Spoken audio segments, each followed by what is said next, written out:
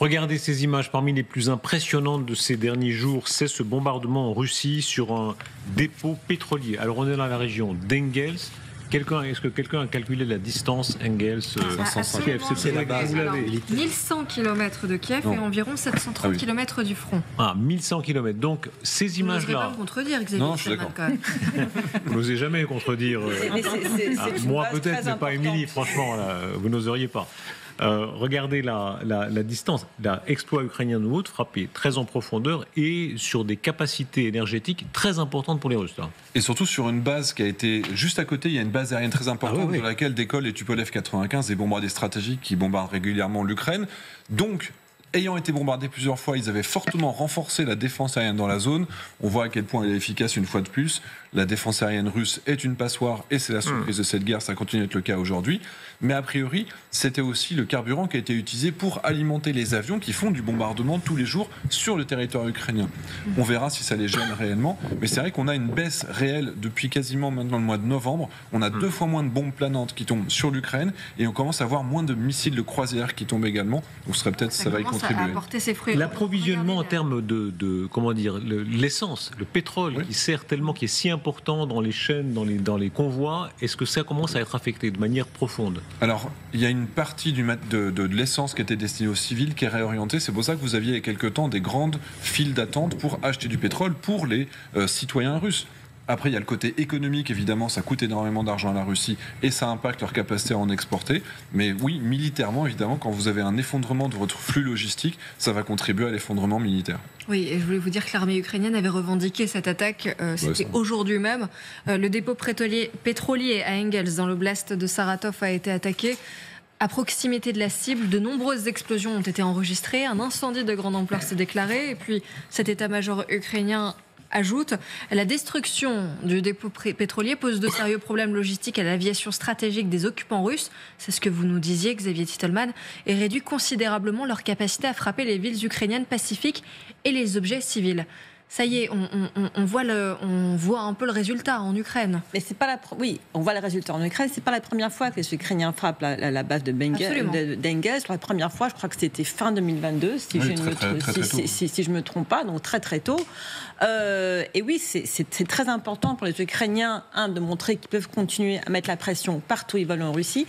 C'est très important pour nous. Et pour tous les spectateurs qui nous regardent tous les soirs et qui se disent « Oh mon Dieu, Poutine va un jour péter un câble et appuyer sur un bouton », théoriquement, s'il voulait, il pourrait dire que dans le concept dans son concept stratégique de défense nucléaire, il pourrait dire que c'est une base stratégique qui est attaquée et il pourrait utiliser ça comme excuse pour répondre. Il aurait pu le faire il y a 3 ans, il y a 2 ans et demi. Il ne le fait pas.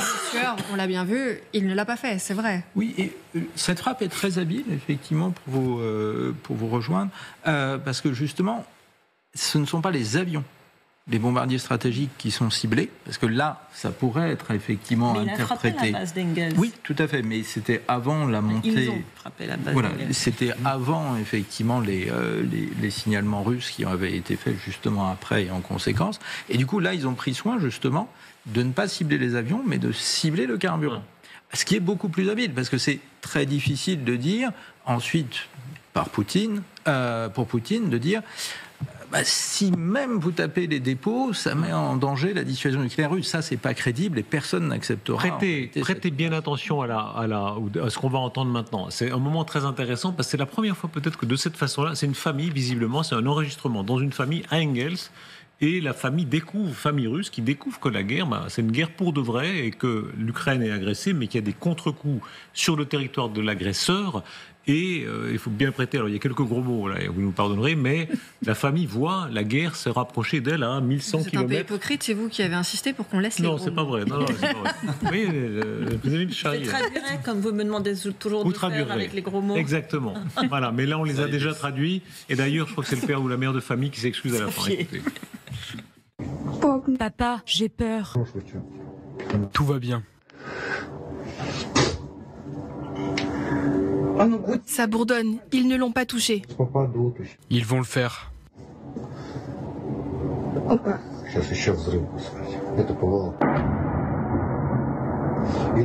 Merde, il y a une explosion, c'est la défense aérienne. Engels brûle. Putain de ville inoffensive. Merde. Oh bon Dieu, ils viennent de l'abattre. Désolé pour les jurons, maman. Voilà, c'est encore correct, bon Dieu, on a atténué, mais toute la séquence est intéressante. Là, c'est une famille russe qui découvre que, oui, avoir agressé l'Ukraine a son prix. Oui, Alla Poédi, en quoi est-ce que c'est si important de montrer que finalement cette guerre, elle est entrée dans les foyers russes ? C'est ce qui est le plus intéressant dans cette séquence, c'est quand il dit, la voix masculine qui dit « Oh, Engels, c'est une ville pacifique, une ville calme, inoffensive, mais bien sûr avec l'aérodrome militaire d'où partent les bombardiers stratégiques pour détruire les Ukrainiens. » Donc c'est très important parce que ce jeu se joue à deux et c'est les Russes qui commencent à comprendre. Mais vous savez, le problème ici, c'est pas seulement... C'est le centre, c'est Moscou. Il faut que Moscou et Saint-Pétersbourg ressentent ça. Parce que Moscou, les centres financiers, économiques, décisionnaires de la Russie sont très éloignés de toute la Russie. Et ce que se passe à Engels, ça ne les intéresse pas. Et ils sont encore loin de la guerre. Alors, le problème, c'est vraiment que la population entière russe commence à comprendre que oui, la guerre, c'est terrible. Il y a les explosions, il y a les gens qui meurent. Mais vous savez, j'ai déjà perdu l'espoir en attendant soit une compassion pour les Ukrainiens, soit un soulèvement, protestation de Poutine. Ils sont dans une telle situation d'abrutissement qu'aujourd'hui, je ne pense pas que ça va être possible. Il ne faut pas s'attendre à ça. La chute économique de la Russie, pardon de vous couper là. Il faut bien écouter, je ne sais pas si vous entendez le bruit des bombardements, mais aussi le vrombissement du drone, Xavier Titelman. Et le vrombissement du drone qui a un effet dans la guerre très important. Hein. Alors, il y a l'effet psychologique du bruit, mais surtout... Quand on écoute, on sait que c'est un drone à hélice. C'est-à-dire des drones qui vont relativement lentement, qui vont entre 200 et 400 km/h, qui sont relativement faciles à intercepter, ne serait-ce qu'avec des mitrailleuses lourdes comme les Ukrainiens ou même en faisant décoller des avions de chasse. Ça veut dire que c'est un drone qui a mis 2 heures au moins à arriver sur la zone. C'est-à-dire qu'ils ne l'ont pas détecté avant. Ça, c'est quand même quelque chose d'étonnant. Les Ukrainiens, ils ont des missiles de croisière qui vont à 700 km/h, qu'ils ont développés eux-mêmes localement. C'est-à-dire que même en continuant à faire du low cost, ils continuent à avoir des strikes qui vont à l'objectif, et ça, c'est quand même toujours une surprise. Et c'est en cours. Les nouvelles continuent de nous arriver. Cet incendie est en cours. Il est même en train de s'aggraver. L'état d'urgence qui est déclaré, en tout cas à l'échelle, disons, de la ville. C'est très important parce que les Ukrainiens ici arrivent, de nouveau, on est dans l'agenda Trump, comme vous le rappeliez tout à l'heure, on est à quelques jours J-X avant le 20 janvier. Mais pour revenir à votre vidéo tout à l'heure, lorsqu'on écoutait la famille discuter entre eux, à aucun moment on a l'impression qu'ils savent exactement où en est la guerre, ce qu'est la guerre. Ils parlent même du disque, c'est une ville calme. Que savent-ils vraiment en fait en réalité ? Et quand on dit les Ukrainiens apportent la guerre en Russie, c'est indéniable. Mais est-ce qu'ils apportent la connaissance et la compréhension de la guerre ? Moi, je sais pas. Moi, je ne suis pas en Russie. Moi, ce que je constate, c'est une grande partie de Russes, c'est que tant qu'ils peuvent, ils font les autruches et mettent la tête dans le sable. Ils savent qu'il se passe quelque chose, mais vraiment le mot d'ordre, c'est prenez soin de vous, prenez soin de votre famille, faites du yoga, allez respirer, allez promener le chien. Surtout, ne parlez pas politique, ne pensez pas à cette guerre. Et c'est vraiment ça le gros problème.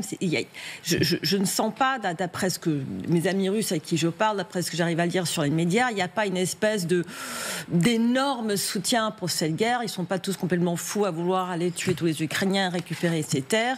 Beaucoup sentent qu'il y a un gros problème, mais c'est tellement douloureux pour beaucoup d'eux aussi de penser à ça qu'ils se disent non, on ne veut pas y réfléchir.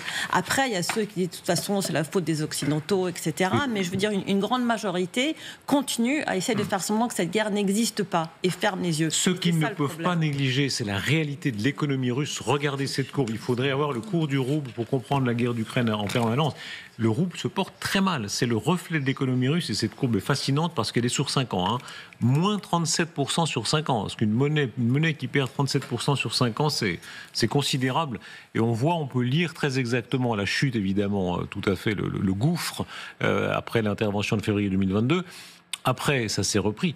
Et là, c'est une baisse continue, très très dommageable pour l'économie russe. L'économie russe, là, souffre et on en a des signes très exacts. Et là, c'est le cours officiel du rouble. Le véritable cours du rouble aujourd'hui, il est beaucoup plus bas que ça.